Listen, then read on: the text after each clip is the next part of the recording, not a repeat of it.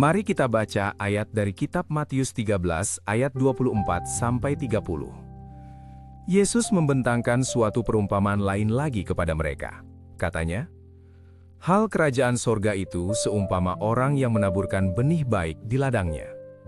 Tetapi pada waktu semua orang tidur, datanglah musuhnya menaburkan benih lalang di antara gandum itu, lalu pergi. Ketika gandum itu tumbuh dan mulai berbulir, tampaklah juga lalang itu. Lalu datanglah hamba-hamba tuan ladang itu dan berkata kepadanya, 'Tuan, bukankah benih baik yang Tuan taburkan di ladang Tuan? Dari manakah lalang itu?' Jawabnya, 'Seorang musuh yang melakukannya.' Lalu hamba-hamba itu berkata kepadanya, 'Jadi maukah Tuan supaya kami pergi mencabut lalang itu?' Tetapi ia berkata, 'Jangan, sebab mungkin gandum itu ikut tercabut pada waktu kamu mencabut lalang. Biarkanlah keduanya tumbuh bersama sampai waktu menuai. Pada waktu itu, aku akan berkata kepada para penyabit, kumpulkanlah dahulu lalang itu dan ikatlah berkas-berkas untuk dibakar. Kemudian kumpulkanlah gandum itu ke dalam lumbungku.' Perumpamaan ini dimulai dengan sesuatu yang rapi. Benih yang baik ditaburkan di ladang. Tidak ada indikasi kegagalan awal. Namun gangguan muncul saat semua orang tidur. Keadaan berubah tanpa disadari. Struktur ini penting. Masalah tidak muncul karena kesalahan penabur. Gangguan datang dari luar sistem yang baik. Keberadaan lalang tidak dijelaskan secara moral panjang. Ia hanya dinyatakan sebagai fakta. Ketika gandum dan lalang tumbuh bersama, perbedaannya baru terlihat.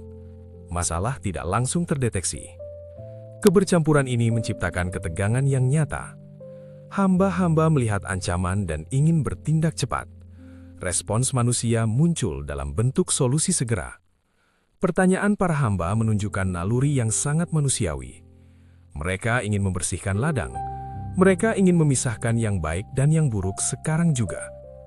Ketidaksabaran ini tidak digambarkan sebagai kejahatan. Ia digambarkan sebagai reaksi logis terhadap kekacauan. Jawaban tuan ladang justru menahan tindakan itu. Biarkanlah keduanya tumbuh bersama. Alasannya bukan ketidakpedulian.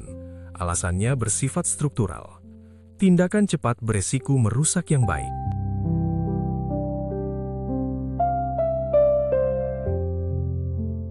Di sini, perumpamaan memperkenalkan mekanisme waktu. Penghakiman tidak ditolak, ia ditunda.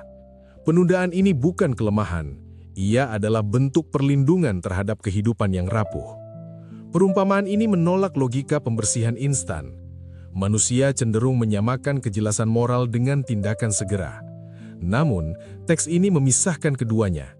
Kejelasan tidak selalu menuntut eksekusi cepat. Ada waktu yang harus dihormati. Respons manusia kembali diuji di sini. Apakah mereka mampu hidup dalam ladang yang tidak bersih? Apakah mereka bisa menerima kebercampuran sementara? Perumpamaan tidak menyanjung kesabaran. Ia hanya menyatakan kebutuhan akan kesabaran. Ketegangan utama teks terletak pada penundaan itu sendiri. Keadilan tidak dihapus, ia dijadwalkan. Namun, jadwal itu bukan di tangan manusia, dan disitulah rasa tidak aman muncul. Perumpamaan ini juga menolak peran manusia sebagai hakim final. Tugas manusia dibatasi. Mereka bukan penyabit pada tahap ini. Mereka adalah penjaga ladang yang harus menunggu.